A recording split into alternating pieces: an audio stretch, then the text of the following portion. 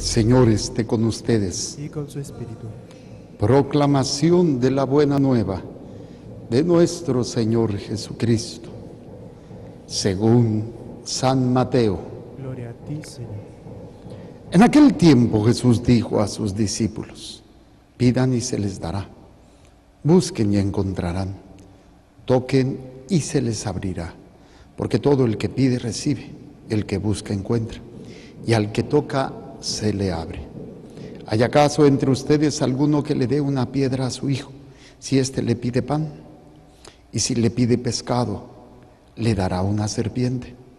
Si ustedes, a pesar de ser malos, saben dar cosas buenas a sus hijos, con cuánta mayor razón el Padre que está en los cielos dará cosas buenas a quienes se las pidan. Traten a los demás como quieren que ellos los traten a ustedes. En esto se resumen la ley y los profetas. Palabra del Señor. Gloria a ti, Señor Jesús. Por la lectura del Santo Evangelio, sean perdonados nuestros pecados. Amén. A ver, sentados. El planteamiento de hoy en esta línea de los ejercicios espirituales es cómo enfrentar la dificultad, la adversidad. Hay que ubicarnos en el contexto de esta lectura, de este libro de Esther. Esther es una mujer judía. El rey, su esposo Asuero, antes de casarse con Esther, estaba casado con otra reina, otra mujer, no me acuerdo ahorita su nombre, Basti se llamaba, pero una mujer soberbia, y la destierra porque no se somete al rey. Y el rey se vuelve a casar, se casa con una judía. El rey tiene un segundo a bordo, no me acuerdo ahorita su nombre, Mardoqueo creo, no, ese es el tío. Bueno, un segundo de a bordo que odia a los judíos y está al acecho de ellos. El rey Asuero había puesto la orden de que se adorara la imagen suya. Entonces, pero no era muy estricto. Pero este hombre estaba al acecho y logró que se se volvió a casar Asuero con una mujer llamada Esther, que ella era judía. Y entonces se hace un decreto de que todo aquel que no se haya postrado, todo el pueblo iba a ser exterminado.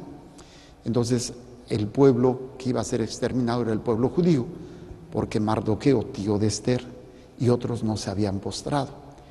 Entonces va el tío a hablar con su sobrina, la reina Esther, y le plantea lo que está pasando. Entonces Esther va a ir a abogar por su pueblo, pero ella no se puede presentar ante el rey sin que el rey la llame, porque cualquiera que se presentara ante el rey sin haber sido nombrada o nombrado era mandado matar, no podía vivir. Entonces esta mujer se pone en oración, en ayuno, se pone en todo lo aspecto así para prepararse, y hasta menciona a su esposo como el león. Dice: ayúdame, pues estoy desamparada, pon mis labios palabras acertadas cuando esté en presencia del león. Así tendrá el genio el hombre, ¿no? Pero aquí lo interesante es cómo enfrentar la adversidad. O sea, siempre hay una enseñanza en la Biblia hermosísima, cómo enfrentar la adversidad. Y aquí nos plantea algo. ¿Qué es lo que hace esta mujer? Primero, da gracias. Antes de pedir, antes de quejarse, le da gracias a Dios. ¿Sí? Dice: Dios de Abraham, de Isaac y de Jacob, bendito seas, lo alaba. Bueno, aquí no es acción de gracias, pero lo alaba, le da esa alabanza. Antes, y muchas veces nosotros vamos de lleno a la petición, no es que sea malo, pero siempre en el reconocimiento de la grandeza de Dios, en el poder de Dios, se le alaba, se le reconoce. Entonces viene esta bendición. Y fíjense, otro aspecto interesante, un acto de humildad. A pesar de ser la reina y a pesar de tener poder, en un momento dado se presenta como una persona sin ninguna fuerza, completamente sola. ¿Por qué? Porque no confía ni en su esposo, ni en su pueblo, ni en nadie. Ella como reina tendría sus súbditos, tendría quien le servía, o sea, mucha gente. Pero al final de cuentas no se apoya en esa confianza humana que a veces fácilmente todos nosotros caemos. Nos apoyamos en el título, nos apoyamos en los que están a nuestro lado, nos apoyamos en el dinero, nos apoyamos en lo material y bueno, una serie de aspectos que nos dan seguridad, pero que a la larga pues no son constantes, y cuando nos falla pues obviamente todo nuestro mundo se viene abajo. Entonces lo importante aquí es, independientemente de tu condición, posición, poder, dinero, estado civil, sexo, no sé, edad y todo lo que a veces, y personas a tu alrededor, todo donde normalmente nos confiamos o nos apoyamos, que no es que sea malo, pero nunca puede ser más que nuestra confianza en Dios. Entonces esta mujer, después de bendecir a Dios, se presenta como una persona sola. Dice: protégeme porque estoy sola, no tengo más defensor que tú. O sea, no me interesa todo lo demás, tengo mucho, es la reina, pero no tengo a nadie, porque no tengo otro defensor más que tú. Esa confianza, un acto de humildad y un abandono de confianza en Dios, un abandono completo en el poder de Dios, en que Él es el defensor. Por eso dice: protégeme porque estoy sola y no tengo más defensor que tú, Señor, y voy a jugarme la vida. Entonces, primer elemento, obviamente el problema. Segundo elemento, bendecir al Señor. Tercer momento, la humildad de saber que no tengo, bueno, puedo tener muchas cosas, pero nunca se va a comparar a tenerlo a Él, a confiar en Él, a entregarle todo a Él. Y en eso es el elemento. Luego, ¿qué sigue? En esa confianza viene mi oración unida, mi confianza unida a la historia de mi fe. Aquí Esther lo hace en función del pueblo judío. Dice: Señor, yo sé por los libros que nos han dejado nuestros padres que tú siempre salvas, que tú siempre salvas. Entonces, humildad, bueno, bendición. Bueno, primero el problema, bendición, humildad delante del problema sin confiar más en nosotros. ¿Por qué? Porque mi oración o mi petición, mi confianza está unida a la fe de la iglesia, a la historia de mi fe, a la historia de la iglesia, de cómo Dios se ha manifestado a través de la historia, siendo el centro la pasión, muerte, resurrección, ascensión de nuestro Señor Jesucristo. O sea, uno mi oración a ese acto maravilloso. Aquí Esther lo está uniendo al recuerdo de la fe de sus padres, los patriarcas y todos ellos. Y luego el otro elemento que también es importante, ¿sí? Dice: Señor, yo sé por los libros que nos dejaron nuestros padres que tú siempre salvas a los que te son fieles. Esa fidelidad. Ese es uno de los elementos que a veces no tomamos nunca en cuenta a la hora de pedir. ¿Qué tan fiel soy a Dios? No quiere decir que Dios no me escuche, pero en los aspectos, para que tenga fuerza esa oración, es mantenerme fiel a Dios. Y en todos los elementos, pues empezamos con los básicos: mandamientos, vida sacramental, vida de oración, obras de misericordia. Ahí es donde le demuestro mi fidelidad a Dios, porque le creo y le obedezco, le soy fiel. Entonces, vean todo lo que implica una oración en un momento de dificultad.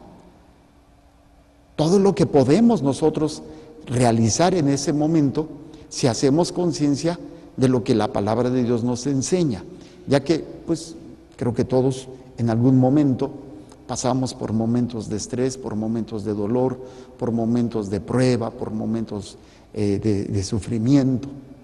Y entonces se nos da un parámetro de oración, la bendición a Dios. No te confíes en tu poder ni en lo que tienes, aunque lo tengas, no es que sea malo, pero confía en tu Señor desde la humildad de esa confianza, ¿sí? Y bueno, dice la bendición, la humildad, la oración unida a la fe de mi pueblo, a la fe de mi iglesia, porque le trato de ser fiel. Y si no soy fiel, porque le he fallado, porque he pecado, puedo volver a la fidelidad a través del sacramento de la confesión. Hoy yo tuve la oportunidad de estar en el retiro sacerdotal, al menos gran parte de los sacerdotes, y procuro ahí siempre confesarme una vez al mes. Y cuando puedo voy con el Padre Che entre el mes, para que sea cada 15 días o cada semana, dependiendo de... Pero mantener, ¿por qué? Porque constantemente le fallo, constantemente la riego, constantemente dejo de mantenerme en esa fidelidad. Pero yo quiero que mi oración, especialmente la oración que hago por ustedes, sea de fuerza si yo soy fiel a Dios, si me mantengo fiel a Dios. Y entonces me enfrento al problema, me enfrento a la realidad, confiando en que Dios pondrá las palabras, los pensamientos, los sentimientos o las acciones necesarias para enfrentar eso. Entonces, es confiando en Dios, no confiando en mí. Esto como ejercicio espiritual. Si quiero crecer en la adversidad, empecemos a hacer estos pasos. Y el último es ese abandono, esa confianza en Dios, que terminaría precisamente lo que nos enseña el Evangelio. Pidan y se les dará, buscan y encontrarán, toquen y se les abrirá, porque el que busca encuentra, el que toca se le abre. Pero ¿qué es lo que se tiene que dar? Dice el Señor, ¿acaso ustedes no le dan a sus hijos algo bueno? Cuando si les piden pan no le van a dar serpientes, ni alacranes, ni escorpiones. Si ustedes siendo malos saben darle cosas buenas a sus hijos, ¿cuánto más el Padre del cielo les dará lo que le pidan? Les dará Espíritu Santo, esa fuerza de Dios, ¿sí? Entonces, son elementos que me gustaría que trataran de empezar a aplicarlos como un ejercicio de cuaresmal. ¿Cómo enfrento la adversidad? ¿Desde qué realidad? Es difícil, como todo ejercicio requiere repetición, requiere confianza, requiere para que forme parte de nosotros. Entonces, repito, enfrento el problema, bendigo al Señor, lo alabo, le doy gracias, me presento a un lado, hago a un lado todas mis confianzas humanas y me presento solo. No voy a poner mi confianza ni en personas, ni en lugares, ni en cosas.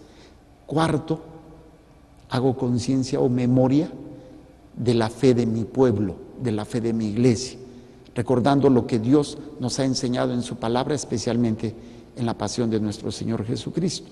Y quinto, me avento a hacer y a hablar o hacer lo que tengo que hacer, confiando en que Dios pone o pondrá mis palabras, o las palabras necesarias o las acciones necesarias, pero yo confiando en Dios nuestro Señor. Bueno, pues que esto sea parte de nuestros ejercicios espirituales en este crecimiento y en esta meditación. Presento el pan y el vino y las intenciones que hay en el corazón de cada uno de ustedes.